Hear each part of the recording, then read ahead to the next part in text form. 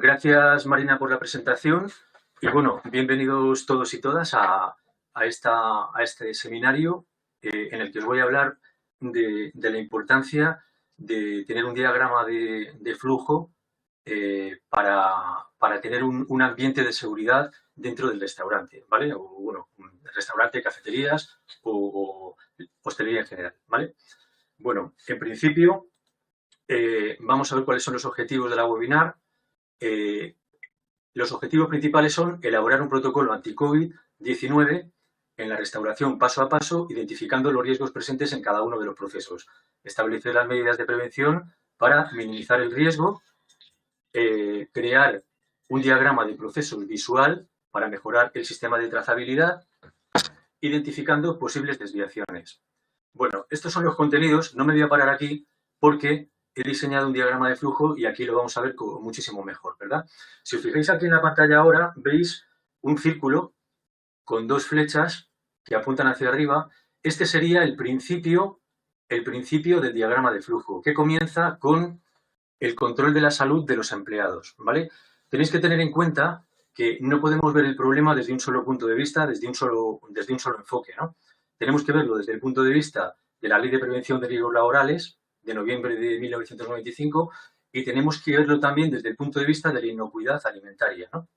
Desde el punto de vista de la inocuidad alimentaria, pues tenemos que hablar de la Comisión del Codex Alimentarius, que, como ya sabéis, es una organización creada por la Organización de las Naciones Unidas para la Alimentación y la Agricultura, ¿verdad? Este organismo se encarga de elaborar normas de gran importancia que luego después asumen los gobiernos, ¿verdad? A través de la Unión Europea o de los organismos públicos que sean, ¿verdad? Entonces, en primer lugar, tendríamos que hablar dentro de este diagrama de flujos que va en el sentido de las agujas del reloj, como lo veis, tendríamos que hablar de distintos procesos para que el protocolo de seguridad fuera eficiente, ¿vale? Entonces, primero, control de la salud, después, información y comunicación, puesta a punto de seguridad, que esto es muy importante, limpieza y desinfección, recepción de productos y materias primas, almacenamiento, producción, comunicación cocina-comedor, servicio, información al cliente, supervisión y control y evaluación del protocolo. Bueno, esto es lo que vamos a ver. Es lo mismo que había en el índice, pero de otra manera, ¿verdad? Bueno, comenzamos con una definición breve de lo que es el COVID-19. Bueno, pues aparte de que es un bicho muy malo, es la enfermedad infecciosa causada por el coronavirus. Es un nuevo virus desconocido antes del brote surgido en Wuhan, China. Como os he comentado antes, la Comisión del Codex Alimentarius es la encargada de elaborar una serie de normas que lo que hacen es que nosotros podamos consumir los alimentos de una manera segura. Decimos inocua, ¿no? Bueno, pues esta organización lo que nos dice que un peligro es un agente biológico, químico o físico o propiedad de un alimento capaz de provocar un efecto nocivo en la salud. A ver, si yo me paro aquí ahora, cuando la definición se refiere a propiedad de un alimento, se refiere a los alimentos causantes de alergias e intolerancias alimentarias, ¿vale? Y cuando hablamos de agentes biológicos, químicos y físicos, pues la mayoría de los que estamos aquí, que hemos hecho muchísimas veces el carnet en extinción de manipulador de alimentos, ahora certificado manipulador de alimentos, pues sabemos cuáles son los tipos de peligro que nos han enseñado siempre, ¿verdad? Bueno, en cuanto al riesgo, pues el riesgo es una función de probabilidad de un efecto nocivo para la salud y de la gravedad de dicho efecto, como consecuencia de un peligro o peligros en los alimentos. Os voy a poner un ejemplo de ambos. A ver, el COVID-19 es un peligro para todos, ¿vale? ¿Qué nivel de riesgo tenemos? A ver, si no utilizamos mascarilla, no nos lavamos las manos con frecuencia,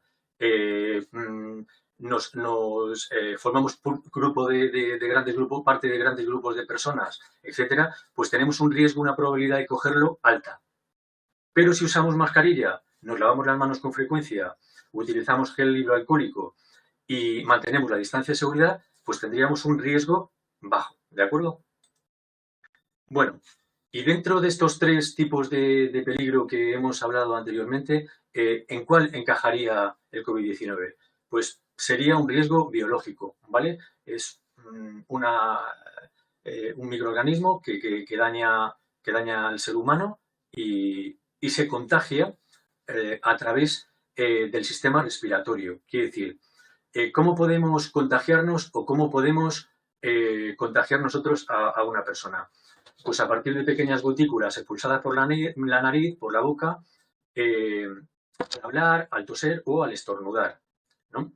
Y luego después también existe la posibilidad de contagio debido al contacto con superficies contaminadas, fomites. Esto, por ejemplo, puede ocurrir si os tocáis la nariz, os tocáis la boca y os apoyáis en una superficie.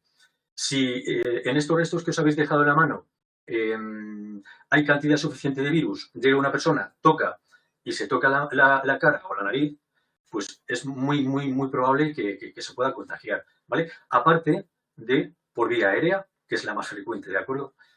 Bueno, la capacidad de contagio del virus es diferente en función del material sobre el que está depositado, ¿no? Aunque esto debemos de cogerlo un poquito con, si me permitís, con cierto escepticismo. Tener en cuenta que es un estudio de laboratorio con ambiente controlado de temperatura y humedad. Y si salimos a la calle, la temperatura y la humedad no está controlada. Por lo tanto, son medidas aproximadas de lo que puede ser.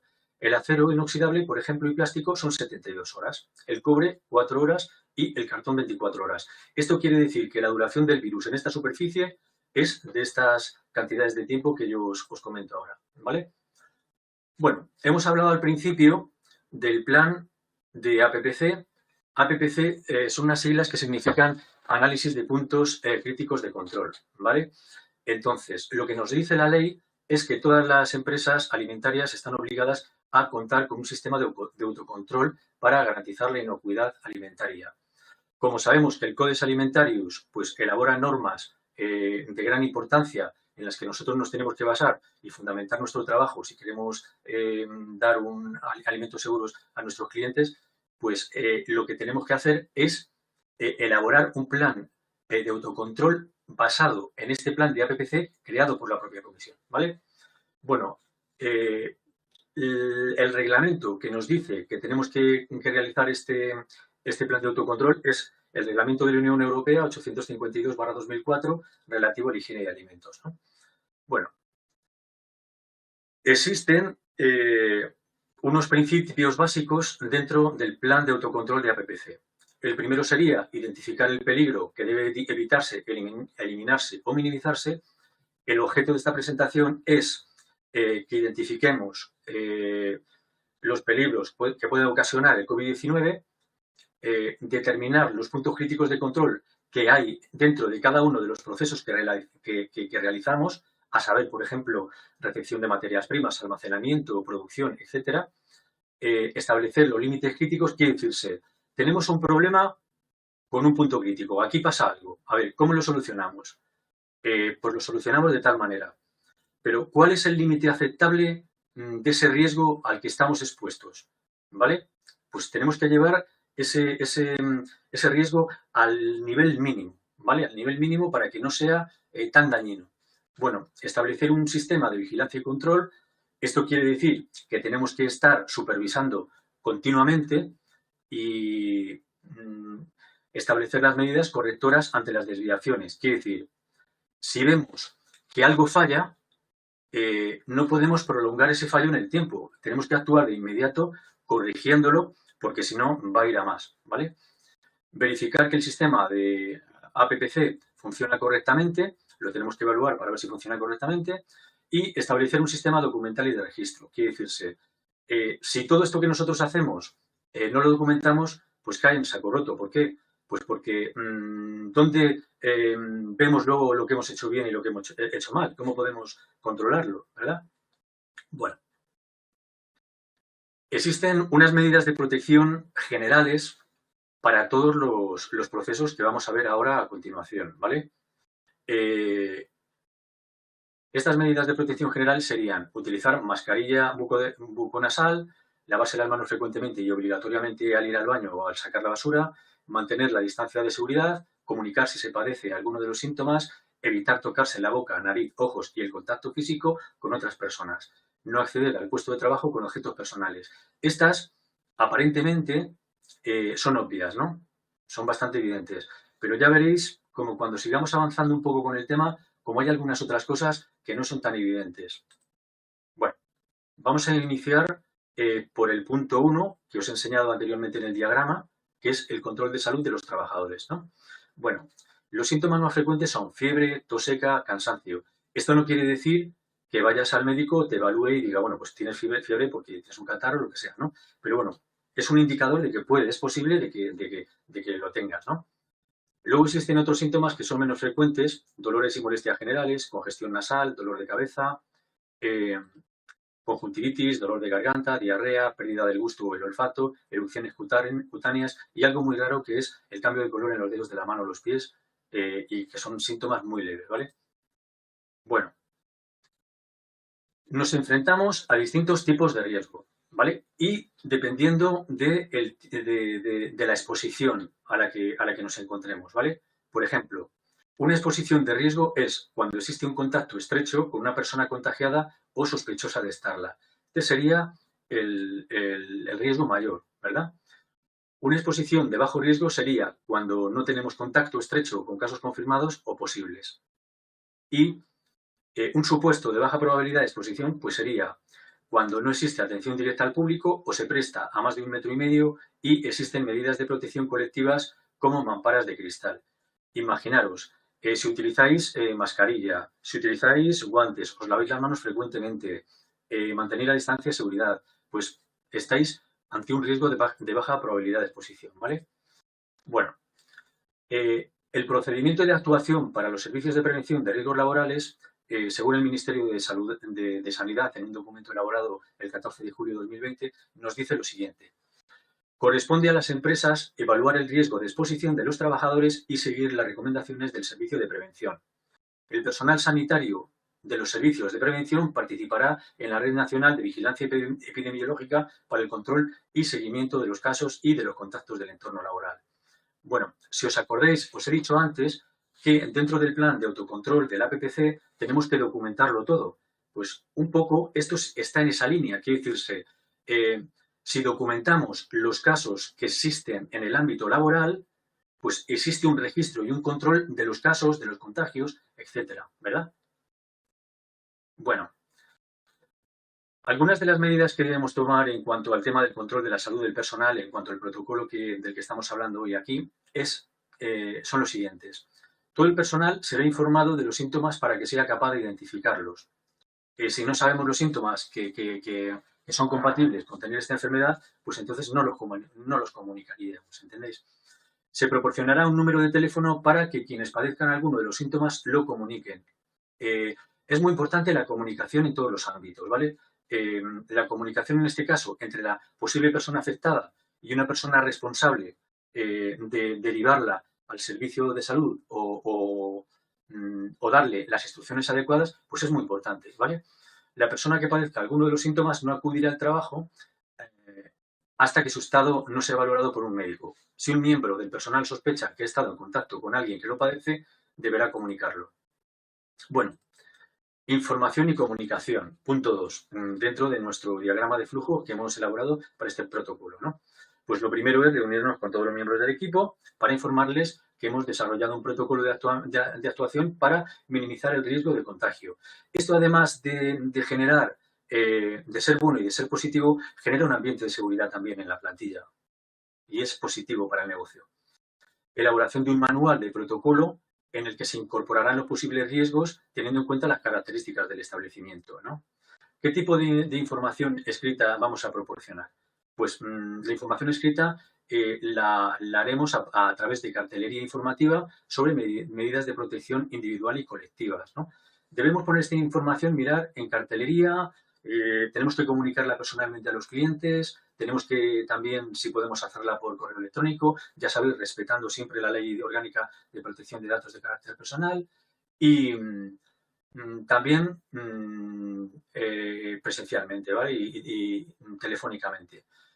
En la página web sería adecuado que pusiéramos un listado con preguntas frecuentes FAQ para que los clientes pues, vean que nos preocupamos de este tema y despejen sus dudas y generen confianza, ¿no?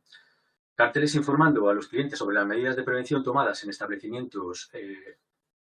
establecimientos. Carteles en el cuarto de aseo, pues informando de la importancia del lavado de manos para minimizar el riesgo.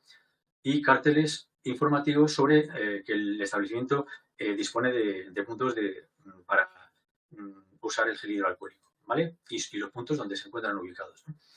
Una cosa importante, además de la concienciación del personal, es que les demos a los clientes una serie de recomendaciones para que un poco también ellos participen de este protocolo de seguridad que vamos a implementar, ¿no?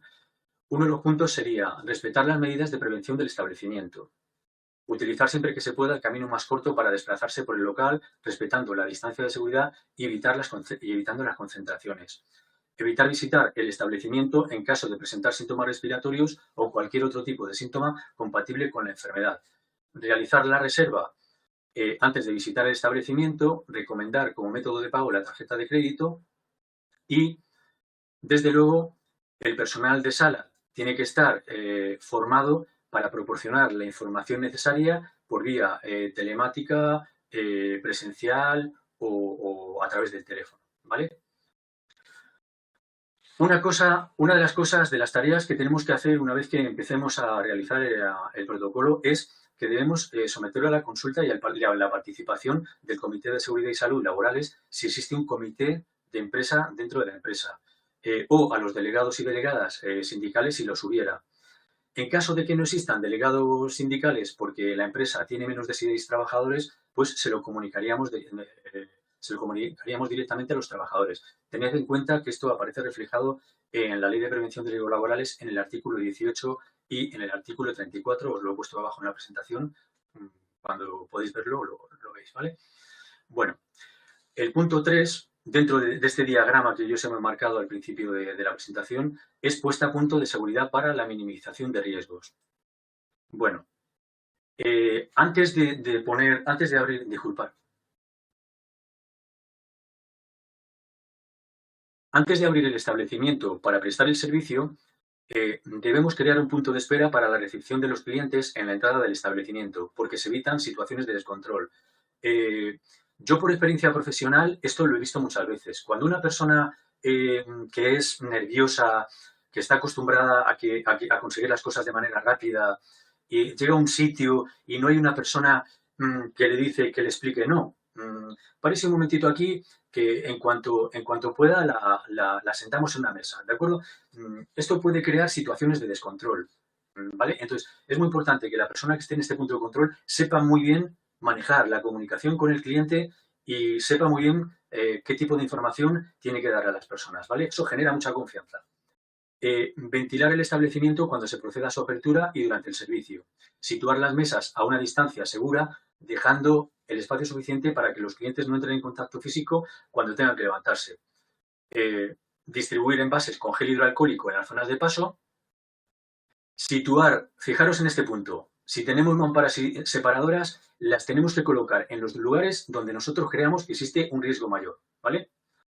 Distribuir los equipos de protección individual EPI y sustituir los que hayan perdido efectividad. A ver, no le podemos dar a un empleado una mascarilla y que se tire con la mascarilla una semana, no, ¿vale? Debemos de cambiarla regularmente para que sea efectiva. Las mesas deben encontrarse limpias y sin ningún elemento que pueda contaminarse en la superficie. Recordad que os he hablado de fómites, que es que existen cantidades de virus en determinadas superficies, pues porque alguien ha tosido, se ha tocado con la mano, etcétera, ¿no? Utilizar cartas desechables o digitales. ¿Por qué? Porque las cartas que manejamos, pues las manejan 40 personas, 80 personas, las que sean, y nos vamos pasando pues con las manos el virus, ¿vale? Retirar los paños de tela o algodón y sustituirlos por papel de cocina desechable. Repasar la vajilla, cristalería y cubertería antes y durante el servicio. Aquí me paro un segundo. Al margen de que estemos hablando del COVID-19, por higiene, debemos de hacerlo siempre, ¿de acuerdo? Bueno, un punto muy importante dentro de lo que estamos hablando, dentro de la prevención, es esto, la limpieza y desinfección. Yo creo que no se aprecia lo suficiente a las personas que se dedican a estas tareas. Yo lo considero un trabajo de gran importancia, pero de una importancia y en estos momentos de más importancia todavía. Bueno, se debe elaborar un plan de limpieza y desinfección que se incluirá en el plan de APPC. Se elegirán los productos de limpieza y desinfección más eficaces en función de los materiales para los que hayan sido fabricados, ¿vale? Mirad, en la parte de abajo, cuando accedáis a esta información, cuando la cuelguen en YouTube, me parece que es, aquí os dejo un enlace para que paséis a verlo y veáis los que están autorizados, ¿vale? Para cada tipo de... Bueno, identificación de las superficies de contacto que por su ubicación pueden suponer un mayor riesgo y limpiarlas y desinfectarlas con frecuencia. Yo me paro aquí un segundito para deciros, por ejemplo, hay personas que tienen la costumbre de apoyarse en superficies, y lo vais a ver en vuestros centros de trabajo, pues esas son las superficies en las que más tenéis que centraros, ¿vale? Limpieza constante de manillas, pomos e interruptores, limpieza y desinfección de los útiles de trabajo que hayan sido llevadas a cabo las tareas de limpieza. A ver, es que los útiles de limpieza que hemos utilizado para limpiar y desinfección se pueden convertir en un vehículo de transmisión de enfermedades, de microorganismos y de virus, ¿no? Entonces, cuando terminemos, también tenemos que limpiarlos y desinfectarlos. Elaborar una documentación indicando la frecuencia con la que se deben limpiar las superficies y el resto de los elementos. Y quién es la persona responsable también, ¿vale? Limpieza y desinfección regular de los cuartos de baño con indicación de la hora e indicación de la persona que realiza la tarea en la hoja de trabajo situada a la vista. Evitar el uso de paños multiusos y sustituirlos por papel de cocina desechable. Distribuir envases de gel hidroalcohólico en los lugares de paso y en las áreas de personal. Bueno, en cuanto a la limpieza del office, ya sabéis que el office es donde se lavan vajilla, cristalería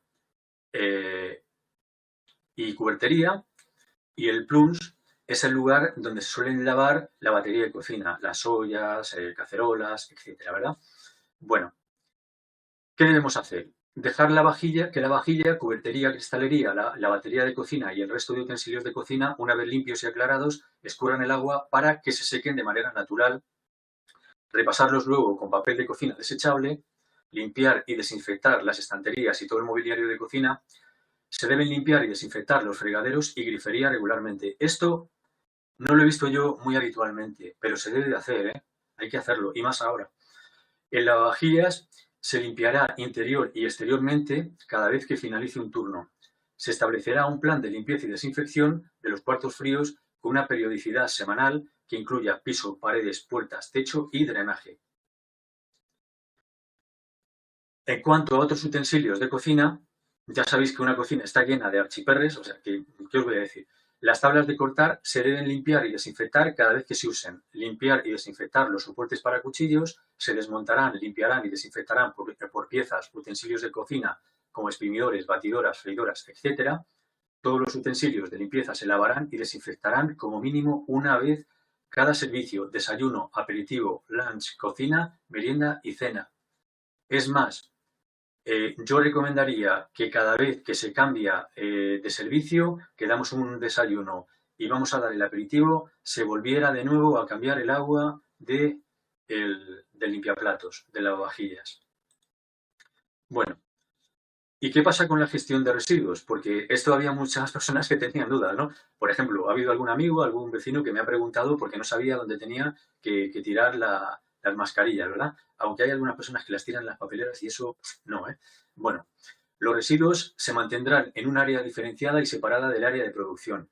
La persona encargada de manejar residuos tiene que utilizar guantes desechables y, por supuesto, lavarse las manos antes de volver a entrar en el área de producción.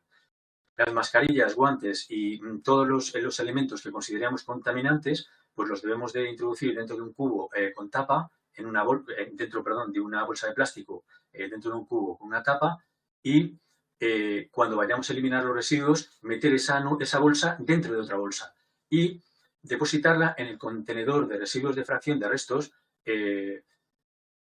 y los cubos hay que lavarlos y desinfectarlos, ¿vale? Para evitar contaminaciones.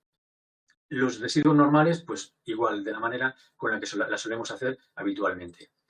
Bueno, en cuanto a la recepción de materias primas, se debe evitar el uso común de equipos de trabajo.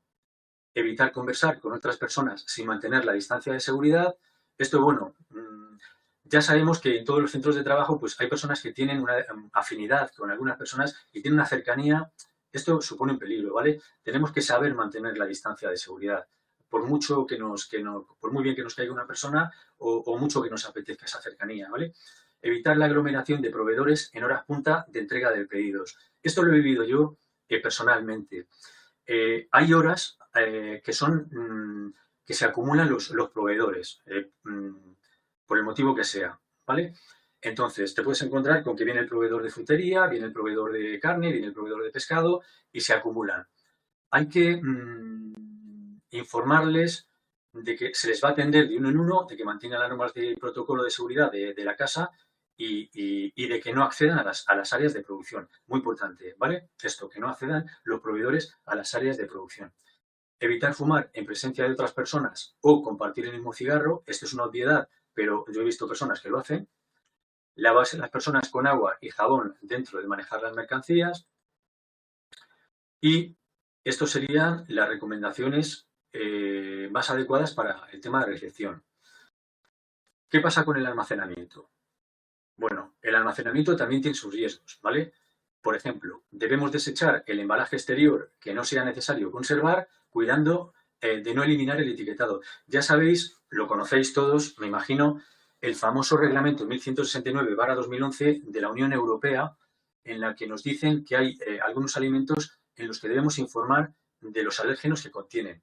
Si eliminamos el etiquetado, aumenta el peligro de que cometamos un error y de que alguien se intoxique alimentariamente o padezca una intolerancia por nuestra culpa. Así que en este sentido debemos tener mucho cuidado. Sí, eliminar el embalaje innecesario, pero fijaros en que los productos contengan la etiqueta, ¿vale? Para que sepamos lo que contienen. Lavar con agua y jabón los envases cuyos materiales lo permitan, mantener el espacio bien ventilado todo el tiempo. Esto parece una tontería, lo de mantener el espacio todo el tiempo, pero mirad, eh, si supierais la cantidad de litros de aire que inhalamos y que expulsamos y que compartimos con el resto de personas en espacios, entenderíais por qué es tan importante este punto, ¿vale? Evitar el uso compartido de lapiceros o bolígrafos a la hora de elaborar el inventario físico y nunca llevárselos a la boca. Esto es una cosa que yo he visto bastantes veces y que en estos momentos no es una actitud o una forma de actuar muy segura, ¿vale? Lavarse las manos con abundante agua y jabón una vez se ha terminado de colocar los pedidos del almacén. Bueno, entramos ahora en un lugar donde la seguridad es súper importante, ¿vale? Los que trabajáis en cocina ya lo sabéis, ¿vale? Utilizar guantes cuando sean necesarios y siempre que se manipulen residuos. Lavarse las manos con frecuencia y obligatoriamente cuando se vaya al baño o se haya sacado la basura. Planificar los turnos de trabajo solo con el personal necesario. No debemos tener más personal del necesario porque ya sabemos que no podemos tener un aforo muy grande de personas si queremos mantener la distancia de seguridad. Por lo tanto, mantener el personal necesario para prestar el servicio que sea compatible con las medidas de seguridad que queremos implementar. Separar las áreas de producción para evitar el contacto físico. A ver, si tenemos una partida de carne, una partida de pescados, una partida fría, lo que sea, o de postres, separarlos, cada uno en su lugar, ¿vale? Se evitará el uso de paños de tela o de algodón y se sustituirán por papel de cocina desechable. Una cosa muy importante es que reduzcamos de manera temporal el número de platos de la carta y el menú para evitar los picos de actividad puedan provocar situaciones de riesgo. Bueno, los que ya sabéis, los que conocéis de rentabilidad, pues y sabéis de rentabilidad y de cómo rentabilizar vuestro negocio, pues sabéis que existen unos platos que son más populares y otros platos que no son tan populares. Pues bueno, no vayáis a quitar los platos populares, dejad los platos populares para vender, para seguir vendiendo, ¿vale? En los horarios de comida y cena del personal se controlará el aforo del comedor. Aquí hay un cierto riesgo de que las personas cuando vayan al comedor, el personal, se relaje un poco, ¿vale? Habría que colocar carteles informando de esto que yo os digo y ir también el responsable diciendo a las personas, aparte cuando establezcan los turnos de cena, pues tener en cuenta esto, ¿vale? Se evitará la formación de grupos durante los tiempos de descanso, no se compartirá comida, objetos o cigarrillos no se permitirá el acceso a las zonas de producción de personas ajenas al servicio. Esto es muy importante porque que venga un amigo dentro, que venga una persona de fuera, un proveedor, nos puede contaminar el área de trabajo, ¿vale? Se seguirá siempre el principio de marcha adelante para evitar la contaminación cruzada. Como soy consciente de que muchos de vosotros no sabréis lo que es la marcha adelante, pues es un principio que tenemos que dice, siempre que vamos con un plato, debemos ir hacia adelante para que este plato no se contamine. Si volvemos con el plato hacia atrás, existe mucho más riesgo de que exista una contaminación cruzada. Ese es el principio de marcha adelante, ¿de acuerdo? Bueno, la comunicación yo para mí creo que es una de las cosas más importantes que existen, pero no solamente en este ámbito, sino en todos los ámbitos. Bueno, comunicación, cocina, comedor, ¿vale? Esto falla en muchos negocios. Yo lo he visto que existe siempre como una especie de disputa entre el comedor y la cocina, como si fueran dos departamentos separados que tienen que trabajar juntos porque sí. No. En un establecimiento de restauración, el equipo tiene que trabajar de manera coordinada y unida. Si no, ese negocio no va a ser rentable. Bueno, una buena comunicación entre la cocina y la sala es fundamental por dos motivos. Uno, seguridad alimentaria y rentabilidad económica.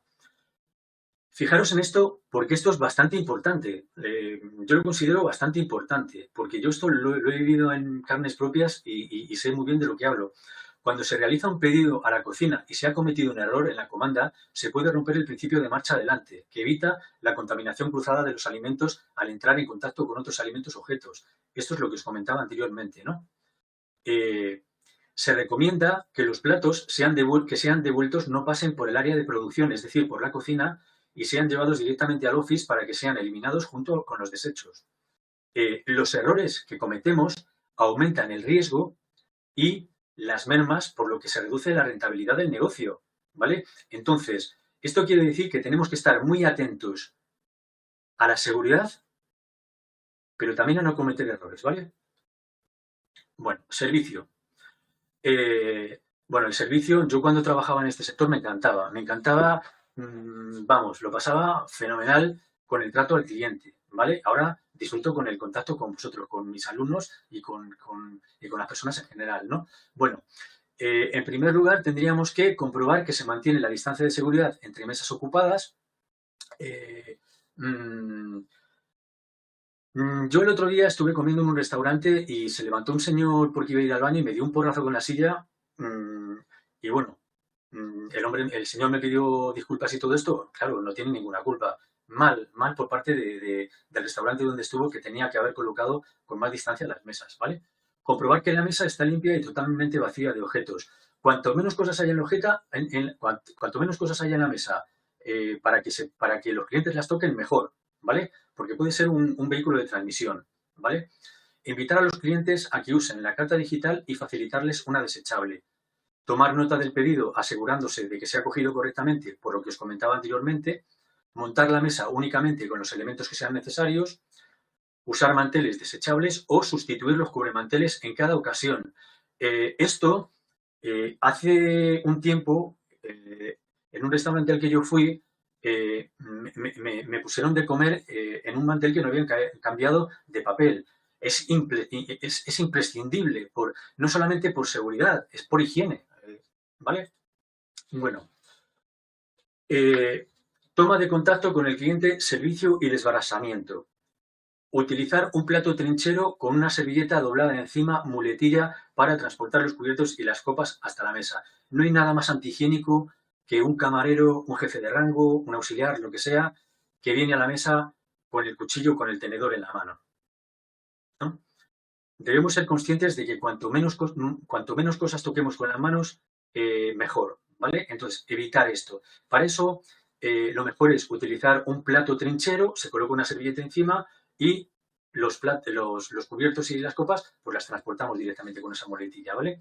Evitar tocar el pan con las manos, utilizar siempre las pinzas. A la hora de retirar platos y copas vacías o sucios, esta operación que denominamos desbarasar, se debe tener especial cuidado porque la distancia de seguridad se reduce al mínimo. Tened en cuenta que hay algunos clientes que tienen la costumbre de que cuando terminan retiran el plato de donde ellos están situados. Y entonces eso implica que está a más distancia para la recogida. Entonces, os vais a acercar mucho al cliente. Eso es un riesgo. Buscar siempre el sitio para recoger más alejado del cliente, ¿vale? Luego, todo el material sucio pasará obligatoriamente por el Office. Es un riesgo, aparte de que es una falta de higiene total, que pasemos platos sucios por las zonas de producción, ¿vale? Si algún cliente pide que se le guarde parte de la comida sobrante para llevar, se preparará en un lugar donde se respeten las medidas higiénicas. Este área, desde luego, no debe ser ni el área de producción, que es la cocina, ni el office, ¿vale? Bueno, información al cliente. Como os he comentado anteriormente, pues facilitar información por cartelería, en la página web corporativa, presencialmente comunicación oral con el cliente, por medio del teléfono o por el correo electrónico, ¿vale? De todo esto que hemos estado hablando anteriormente. Bueno, y la supervisión y control.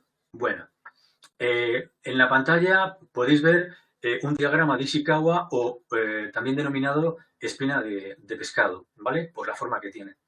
Bueno, la importancia de esto que estamos hablando hoy es enorme, enorme. Mirad, si falla alguno de los puntos de control que yo os he indicado en esta presentación, la parte esta de aquí, que serían las consecuencias, disculpad, que serían las consecuencias, esto serían las consecuencias de todos los fallos que hubieran en esta parte izquierda de la pantalla. Las consecuencias serían inasumibles, a lo mejor en términos económicos, bueno, y de salud, por supuesto. Bueno, ¿qué puede ocurrir? Que desconozcamos o que ignoremos la realidad. Ignorar el propio estado de salud, fallos de información o comunicación deficiente, no realizar la puesta a punto de seguridad, que hemos visto en esta presentación, o relajación de las medidas de prevención, deficiente limpieza y desinfección, malas políticas de aprovisionamiento o, en cuanto a la despreocupación por la calidad, que esto se ve muy frecuentemente, incumplimiento de normas, inadecuada manipulación de alimentos y servicio de mala calidad. A ver, cada uno de los puntos de control, cada uno de los riesgos que nosotros tenemos dentro del restaurante pueden darse de manera independiente o asociados a otro punto crítico. Por ejemplo, si se unen varios puntos críticos, hablamos de concurrencia. Y entonces, si esto ocurre, puede haber un efecto dominó que lo que hace es que nos estropea todo el trabajo que hemos desarrollado durante todo el tiempo. Y esto repercute en la percepción que tienen los consumidores de nuestro negocio. Y entonces, os garantizo que eso no es una buena señal, ¿vale? Para que el protocolo de prevención falle, como os comento, pueden darse causas aisladas o una concurrencia de ellas, que es lo que va a dar lugar a este efecto dominó, que va a ser nefasto. Bueno, ¿cómo evaluamos el protocolo? Bueno, para evaluar el protocolo, os he pintado aquí una situación ideal, o sea, un funcionamiento óptimo del protocolo. Sería, pues no ha habido ningún caso de infección entre los miembros del personal, no se conoce de ningún caso de cliente contagiado, no ha habido fallos de comunicación, no han habido quejas por falta de información o información deficiente, no ha habido errores de puesta a punto, se cumple con el plan de limpieza y desinfección y está documentado, se cumplen las medidas de prevención en la recepción de productos, los productos se almacenan y organizan correctamente, se cumplen con las normas sobre manipulación de alimentos, que más quisiéramos que todo esto se cumpliera. No existen fallos de comunicación que generen riesgos, no existen quejas de los clientes referentes al servicio, los clientes no se quejan de falta de información, se supervisan todas las etapas y procesos, el personal usa las mascarillas y guantes cuando son necesarios y todo el personal cumple las normas. Esto sería, si una empresa logra todo esto, ya no es un 10, es la excelencia, sería la excelencia, ¿vale? Bueno, en cuanto a los métodos que podemos utilizar para evaluar si el protocolo funciona correctamente, pues observación directa de los procesos en distintos horarios de actividad. Esto lo deberían de hacer los propios responsables de cada área. Pues, por ejemplo, en el comedor, el jefe de sala o el maître. En la cocina, el chef o el subchef, ¿no? En el bar, pues el barman o el bartender, mejor dicho, perdón, o el bartender, ¿vale? Entonces, esto debería de controlarse así. También se puede realizar una auditoría interna completa por procesos. Es muy sencilla. Cogemos el diagrama de procesos que os he enseñado al principio de la presentación y vamos paso por paso mirando haciendo observación directa, por ejemplo, y observando que todo se está haciendo de manera adecuada. Y de todo lo que hacemos tomamos nota para ver qué es lo que se puede corregir o qué es lo que se puede hacer mejor, ¿vale? También podemos hacer una auditoría parcial de los procesos en los que se hayan detectado desviaciones. Una auditoría parcial es que podemos coger este diagrama de flujos que os he enseñado y decir, uy, encuentro que hay muchos fallos en cuanto al tema de atención al cliente. Pues me voy a centrar, voy a hacer una auditoría de esta parte, de auditoría. Y entonces lo que haces es que auditas cómo se presta el servicio de atención al cliente, ¿vale? Luego, elaborar un listado de chequeo para verificar un punto por punto su funcionamiento. Esto, por ejemplo, los flight dispatchers, las personas que despachan los vuelos, les dan siempre a los pilotos un listado para que lo vayan comprobando. Sí, correcto. Pues nosotros igual. Cogemos el listado de chequeo y vamos verificando que todos los puntos críticos pues están controlados, ¿vale? Entrevistas con los jefes de departamento y de personal para ver si el protocolo funciona correctamente o si hay alguna sugerencia por su parte que debamos implementar, ¿vale? Y bueno, los clientes son lo mejor, si me permitís. Los clientes son nuestra razón última, nuestro motivo de existencia. Entonces, si no tenemos clientes, no sirve para nada nuestro trabajo. Entonces, ellos deben participar, ¿vale? A través del buzón de quejas y de sugerencias. No os toméis las quejas como algo personal o como algo dañino o perjudicial. No, son una oportunidad para mejorar en algo en lo que estamos fallando, ¿vale? Bueno, utilizar varios métodos de evaluación de manera conjunta, quiere decir, podéis utilizar observación directa y auditoría parcial o lista de chequeo, las que vosotros queréis convenientes, ¿vale? Vosotros, nadie mejor que vosotros conocéis el lugar en el que trabajáis y en el que desarrolláis vuestra actividad, ¿vale? Bueno, aquí os he puesto algunos cursos, algunos los he impartido yo y están relacionados con esto, con lo que hemos estado hablando, ¿vale? Algunos de los que estáis viendo esta presentación sois alumnos míos, que por cierto aprovecho para saludaros, ¿vale? Alumnos y alumnas. Y bueno, los que no hayáis asistido a ningún curso, pues aquí os los dejo, pues si queréis participar en alguno de ellos en el futuro o cuando queráis, ¿vale? Bueno, os he puesto aquí para finalizar los enlaces de interés, Organización Mundial de la Salud, que es como un hermano mayor que nos está continuamente dando la lata, pero que al final los consejos que nos da son sabios y los tenemos que obedecer, ¿vale? Y bueno, medidas de la prevención del contagio por coronavirus, aquí tenéis, elaborado por el Gobierno de España, también podéis consultarlo, y guía de buenas prácticas, ¿de acuerdo? Y bueno, pues con esto he terminado